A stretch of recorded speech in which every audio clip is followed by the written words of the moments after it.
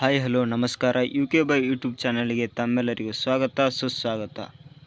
ಇವತ್ತಿನ ಕ್ಲಾಸಿನಲ್ಲಿ ಏನು ನೋಡೋದಂದರೆ business study ಅಂದರೆ ವ್ಯವಹಾರ ಅಧ್ಯಯನದಲ್ಲಿ ಒಂಬತ್ತು ಅಧ್ಯಾಯಗಳಾದಂತಹ ಪಾಠಗಳನ್ನು ನೋಡೋಣ. ಅದು ನೋಟ್ಸ್ ಇದಾವೆ. 1 ಅಂಕ 2 ಅಂಕ 4 ಅಂಕ ಹಾಗೂ 8 ಅಂಕದ ಪ್ರಶ್ನೆಗಳಿದ್ದಾವೆ. ವೆರಿ ಇಂಪಾರ್ಟೆಂಟ್ ಆದಂಥ ಪ್ರಶ್ನೆಗಳು ಇಲ್ಲಿ ನೀವು ನೋಡ್ಬೋದು. Very important. ಒಂದೊಂದು ಪಾಠದ ಅಧ್ಯಾಯದಲ್ಲಿ ವೆರಿ ಇಂಪಾರ್ಟೆಂಟ್ ಆದಂಥ ಪ್ರಶ್ನೆಗಳನ್ನು ನಾನು ನಿಮಗೆ ಹೇಳ್ತೀನಿ, ನೀವು ಸರಿಯಾಗಿ ನೋಡ್ಕೊಳ್ಳಿ. ವೆರಿ ಯೂಸ್ಫುಲ್ ಆಗುವಂಥ ನೋಟ್ಸ್ ಇದು ವ್ಯವಹಾರ ಅಧ್ಯಯನ. ಹಾಗೆ ಎಕ್ಸಾಮ್ನಲ್ಲಿ ಹೆಚ್ಚಾಗಿ ಯೂಸ್ಫುಲ್ ಆಗುತ್ತೆ. ವೆರಿ ಇಂಪಾರ್ಟೆಂಟ್ ಅಂತ ಹೇಳ್ತಾ, ಮೊದಲೇ ಅಧ್ಯಯನದಲ್ಲಿ 1 ಅಂಕ 2 ಅಂಕ 3 ಅಂಕ ವೆರಿ ಇಂಪಾರ್ಟೆಂಟ್ ಆಗಿರ್ತವೆ. ಸರಿಯಾಗಿ ಇವಷ್ಟು ಓದ್ಕೊಂಡ್ರೆ ಆರಾಮ್ ನೀವು ಪಾಸ್ ಸಿಕ್ಕಿರ. ವೆರಿ ಇಂಪಾರ್ಟೆಂಟ್ ಆದಂಥ ನೋಟ್ಸ್ ಆಗಿದೆ ಇದು. Very important all subject notes. ಇಲ್ಲಿ 1 ಅಂಕದ ಪ್ರಶ್ನೆಗಳನ್ನು ನೋಡೋಣ. Very important. ಪ್ರಶ್ನೆ 1ರಲ್ಲಿ ಏನು ಕೇಳಿದ್ದಾರೆ ಅಂದರೆ, 1ನೇ ಅಧ್ಯಯನದಲ್ಲಿ 1 ಅಂಕದ ಪ್ರಶ್ನೆಯಲ್ಲಿ ಆಸ್ಪತ್ರೆಯಲ್ಲಿ ವೈದ್ಯರು, ದಾದಿಯರು ಮತ್ತು ಸಿಬ್ಬಂದಿ ಒಟ್ಟಾಗಿ ಕೆಲಸ ಮಾಡುತ್ತಾರೆ. ನಿರ್ವಹಣೆಯ ಯಾವ ಲಕ್ಷಣವೂ ಇಲ್ಲಿ ಪ್ರತಿಫಲಿಸುವುದಿಲ್ಲ. ಅಂದರೆ ಸರಿಯಾದ ಉತ್ತರ ನಿರ್ವಹಣೆಯ ಗುಂಪು ಚಟುವಟಿಕೆಯಾಗಿದೆ. ವೆರಿ ಇಂಪಾರ್ಟೆಂಟ್ ಅಂತ 1 ಅಂಕದ ಪ್ರಶ್ನೆಗಳು ಇದ್ದಾವೆ. ಇಲ್ಲಿ ನೋಡಿ ಅಂತ ಹೇಳ್ತಾ ಸರಿಯಾಗಿ ಓದ್ಕೊಳ್ಳಿ. ವೆರಿ ಇಂಪಾರ್ಟೆಂಟ್ ಅಂತ ನೋಟ್ಸ್ ಇದು. Very important. 1 ಅಂಕದಲ್ಲಿ 5 ಪ್ರಶ್ನೆಗಳಿವೆ. Very important. ಭಾಗ ಬಿ ಒಳಗೆ ನೋಡಬೇಕಾದ್ರೆ 2 ಅಂಕಗಳು. 2 ಅಂಕದ ಪ್ರಶ್ನೆಗಳು ನೋಡೋಣ. 2 ಅಥವಾ 3 ಅಂಕ ವಾಕ್ಯದಲ್ಲಿ ಬರುವಂತಹ ಪ್ರಶ್ನೆಗಳು ಇಲ್ಲಿ ನೋಡೋಣ. ಮೊದಲೇ ಪ್ರಶ್ನೆ, ಕ್ರಿಕೆಟ್ ಪಂದ್ಯದಲ್ಲಿ ಆಟಗಾರನಿಗೆ ಪ್ರತಿಭೆ ಇರುತ್ತದೆ, ಆದರೆ ನಾಯಕನಿಲ್ಲದೆ ಗೆಲ್ಲಲು ಸಾಧ್ಯವಿಲ್ಲ ಅಂತ ಇಲ್ಲಿ ಹೇಳಿದ್ದಾರೆ. ಇಲ್ಲಿ ನಿರ್ವಹಣೆ ಯಾವ ಕಾರ್ಯವನ್ನು ಸೂಚಿಸುತ್ತದೆ ಅಂತ ಕೇಳಿದ್ದಾರೆ. ಒಂದು ವಾಕ್ಯದೊಂದಿಗೆ ವಿವರಿಸಿ ಅಂತ ಹೇಳಿದ್ದಾರೆ. ಅಂದರೆ ಇಲ್ಲಿ ಸರಿಯಾಗಿ ಉತ್ತರ ನಿರ್ದೇಶಿಸರು, ಅಂದರೆ ಮಾತನಾಡುವವರು, ಅಂದರೆ ಅಪ್ರೋಚ್ ಮಾಡುವವರು ಈ ರೀತಿ ಆಡಬೇಕು ಅಂತ ಹೇಳಿದರು, ಅಂದರೆ ಕೋಚ್ ಅಂತ ಹೇಳ್ತಾರೆ. ಇಲ್ಲಿ ಸರಿಯಾಗಿ ಉತ್ತರ ನಿರ್ದೇಶಿಸುವ ಸಿಬ್ಬಂದಿಗೆ ನಿಯೋಜಿಸಿದ ಕಾರ್ಯವನ್ನು ಅತ್ಯುತ್ತಮವಾಗಿ ನಿರ್ವಹಿಸಲು ಮನದಾಳತ್ವ ಮತ್ತು ಪ್ರೋತ್ಸಾಹ ವಾತಾವರಣ ಸ್ಥಾಪನೆಯಾಗುತ್ತದೆ. ಈ ರೀತಿ ಪ್ರಶ್ನೆಗಳಿಗೆ ಉತ್ತರಗಳಿವೆ.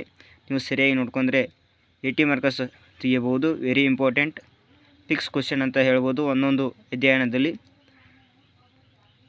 ಈ ರೀತಿ ನೋಟ್ಸ್ ಇದೆ, ಸರಿಯಾಗಿ ನೋಡ್ಕೊಳ್ಳಿ. Very important. ಹಾಗೆ ಮುಂದಿನ ಪ್ರಶ್ನೆಗಳಿಗೆ ಹೋಗೋಣ.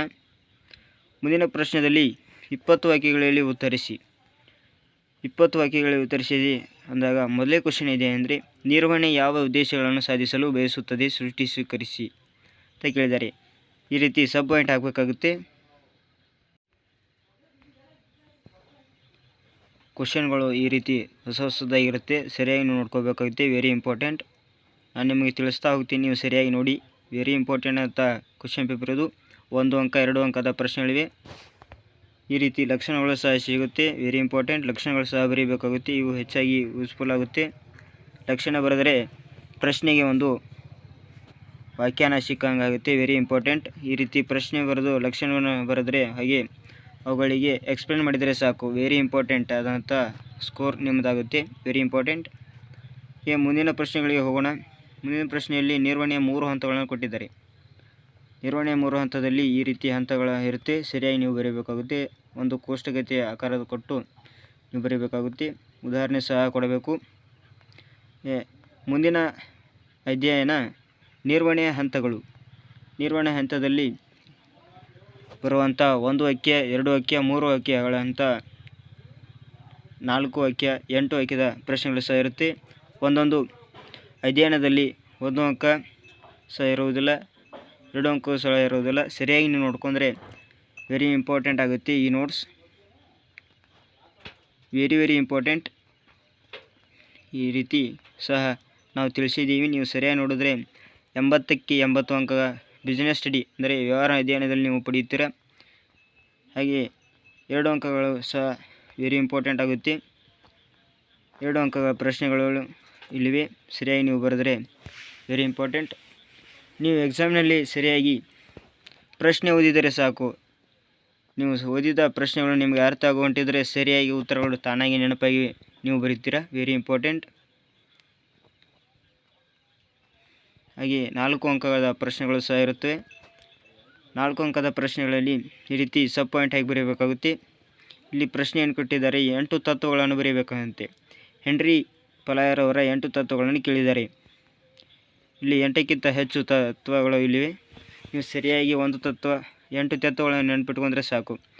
ಒಂದು ಪ್ರಶ್ನೆಗೆ ವಾಕ್ಯ ಎಕ್ಸ್ಪ್ಲೇನ್ ಬರೆದರೆ ಸಾಕು, ಇಂಪಾರ್ಟೆಂಟ್ ಆಗುತ್ತೆ. ಹಾಗೆ ಭಾಗ ಅಧ್ಯಯನ 3. ಅಧ್ಯಯನ 3ರಲ್ಲಿ ವ್ಯವಹಾರ ಪರಿಸರ ವೆರಿ ಇಂಪಾರ್ಟೆಂಟ್ ಆದಂಥ ಈ ಅಧ್ಯಾಯದಲ್ಲಿ ಶೇಕಡಾದಷ್ಟು ಸಹ ಬರುತ್ತವೆ. ಅಂದರೆ ಪ್ರಶ್ನೆಗಳು ಈ ರೀತಿ ಸಹ ಕೊಡ್ತಾರೆ ಅಂತ ಹೇಳಿದೆ. ಆಪ್ಷನ್ ಸಹ ಇರುತ್ತೆ, ನೀವು ಸರಿಯಾಗಿ ನೋಡ್ಕೊಳ್ಳಿ. Very important. 1 ವಾಕ್ಯ 2 ಅಂಕ MCQ ಅಂತಹ ಒಂದೊಂದು ಅಧ್ಯಯನದಲ್ಲಿ ಸರಿಯಾಗಿವೆ. ನೀವು ಸರಿಯಾಗಿ ನೋಡಿದರೆ ಸಾಕು, ಇಂಪಾರ್ಟೆಂಟಾಗಿ ಬರೀತೀರ. ಭಾಗ ಸಿ ಒಳಗೆ ನೋಡಿದರೆ 12 ವಾಕ್ಯಗಳು ಬರೀಬೇಕಾಗುತ್ತೆ. 12 ವಾಕ್ಯದಲ್ಲಿ ಉತ್ತರಿಸಿ ಅಂತ ಕೊಟ್ಟಿದ್ದಾರೆ. ಅಂದರೆ 4 ಅಂಕದ ಪ್ರಶ್ನೆಗಳಿವು. Very important.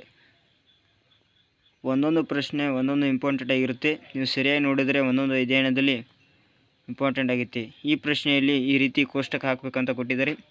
ವ್ಯವಹಾರ ಪರಿಸರದ ಮೂಲಾಂಶಗಳು ಅಂತ ಕೊಟ್ಟಿದ್ದಾರೆ. ಮೂಲಾಂಶಗಳು 5 ಇದ್ದಾವೆ. ನೀವು ಸರಿಯಾಗಿ ನೋಡಿದರೆ ಓದಿದರೆ ಸಾಕು. ಔಟ್ ಆಫ್ ತೆಗಿತೀರ 80 ಮಾರ್ಕಸ್. ಹಾಗೆ ನಮ್ಮ ಚಾನಲ್ ಯಾರನ್ನು ಹೊಸದಾಗಿ ನೋಡುತ್ತಿದ್ದರೆ ದಯವಿಟ್ಟು ಸಬ್ಸ್ಕ್ರೈಬ್ ಮಾಡ್ಕೊಳ್ಳಿ ಅಂತ ಹೇಳ್ತಾ, ತುಂಬ ಯೂಸ್ಫುಲ್ ಆಗುತ್ತೆ ಈ ವಿಡಿಯೋ. ಕೊನೆ ತನಕ ನೋಡಿ. ವೆರಿ ಇಂಪಾರ್ಟೆಂಟ್ ಅಂತ ನೋಟ್ಸ್ ಇದು. ಪ್ರಶ್ನೆಗಳು ಹೊಸದಾಗಿರುತ್ತವೆ. ನೀವು ಸರಿಯಾಗಿ ನೋಡ್ಕೊಂಡ್ರೆ ವೆರಿ ಇಂಪಾರ್ಟೆಂಟ್ ಆಗುತ್ತೆ. ನೋಟ್ಸ್ ವೆರಿ ಇಂಪಾರ್ಟೆಂಟ್ ಆಗಿದೆ.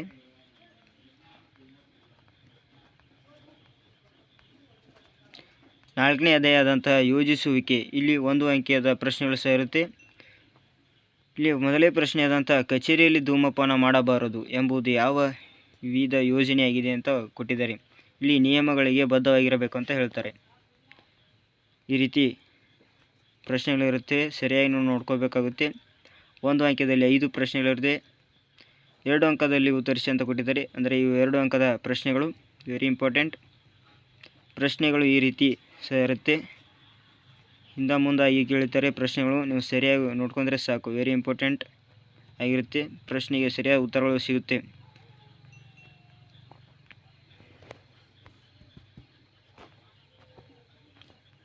ಹಾಗೆಯೇ 4 ಅಂಕಗಳು ಸಹ ಬರುತ್ತೆ.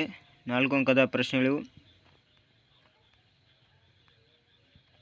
4 ಅಂಕದ ಪ್ರಶ್ನೆಯಲ್ಲಿ ಈ ರೀತಿ ಸಬ್ ಪಾಯಿಂಟ್ ಆಗಿ ಬರೀಬೇಕಾಗುತ್ತೆ. ಹಾಗೆ ಅಧ್ಯಾಯ 5ರಲ್ಲಿ ಸಂಘಟಿಸುವಿಕೆ 1 ವಾಕ್ಯದ ಪ್ರಶ್ನೆಗಳು ಸಹ ಇವೆ.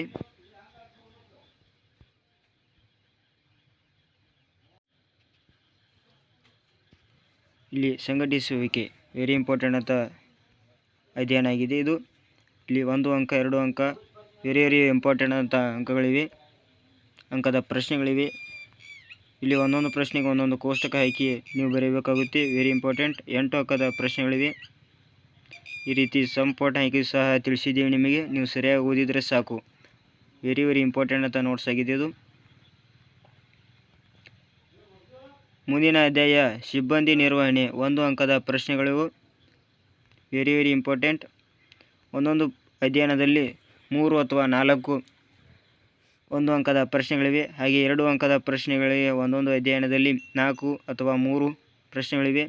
ನೀವು ಸರಿಯಾಗಿ ನೋಡ್ಕೊಂಡ್ರೆ ವೆರಿ ಇಂಪಾರ್ಟೆಂಟ್ ಅಂತ ಆಲ್ ಯೂನಿಟ್ ಕ್ಲಿಯರ್ ಮಾಡಿದಂಗೆ ಆಗುತ್ತೆ. ಈ 4 ಅಂಕದ ಪ್ರಶ್ನೆಗಳು ಸಹ ತಿಳಿಸಿದ್ದೇವೆ ನೋಡಿ. Very important. ಇಷ್ಟು ಓದಿದರೆ ಸಾಕು ನೀವು. ಇಂಪಾರ್ಟೆಂಟ್ ಅಂತ ನೋಡ್ಸಿದ್ದು ನೀವು ಸರಿಯಾಗಿ ನೋಡ್ಕೊಂಡು ಬರೆದ್ರೆ ಸಾಕು.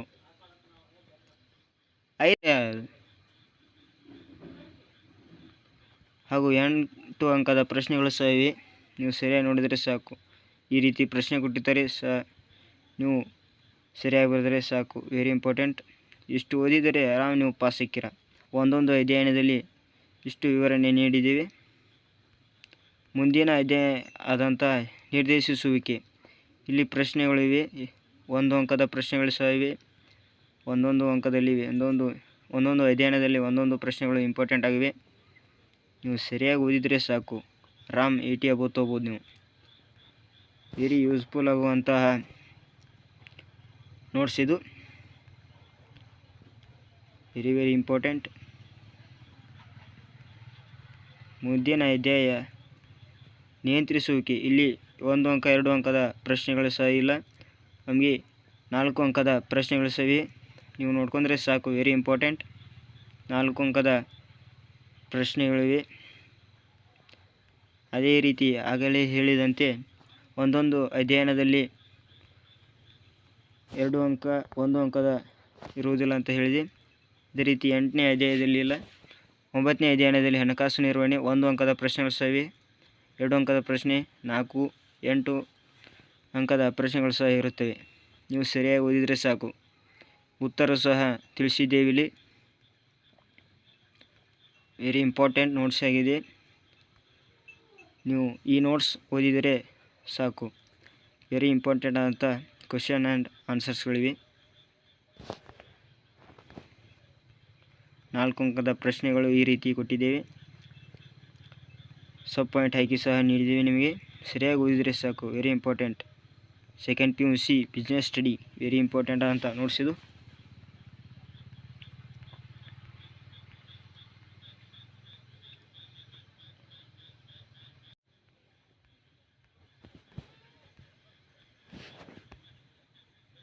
ಅಧ್ಯಾಯ 10 ಮಾರಾಟ ಪ್ರಕ್ರಿಯೆ 1 ಅಂಕದ ಪ್ರಶ್ನೆಗಳು ಸಹ ಇವೆ. ನೀವು ಸರಿಯಾಗಿ ನೋಡಿದರೆ ಆರಾಮ್ ಪಾಸ್ ಹಾಕಿರೋ ಓದಿಕೊಂಡ್ರೆ. ವೆರಿ ಇಂಪಾರ್ಟೆಂಟ್ ಅಂತ ನೋಡ್ಸಿದ್ದು. 4 ಅಂಕದ ಪ್ರಶ್ನೆಗಳು.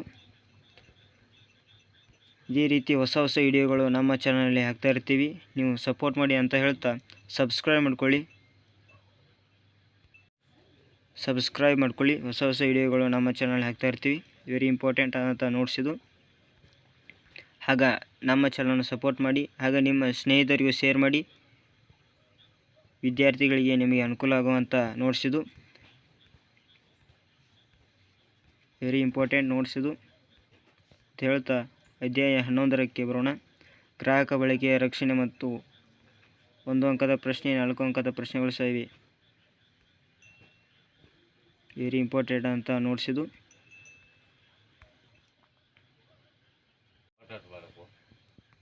ಇದೇ ರೀತಿ ಹೊಸ ವಿಡಿಯೋಗಳು ನಮ್ಮ ಚಾನಲ್ ಹಾಕ್ತಾ ಇರ್ತೀವಿ. ದಯವಿಟ್ಟು ಸಬ್ಸ್ಕ್ರೈಬ್ ಮಾಡ್ಕೊಳ್ಳಿ ಅಂತ ಹೇಳ್ತಾ ಮುಂದಿನ ವಿಡಿಯೋದಲ್ಲಿ ಸಿಗೋಣ. ಎಲ್ಲರಿಗೂ ಆಲ್ ದ ಬೆಸ್ಟ್. ಧನ್ಯವಾದಗಳು.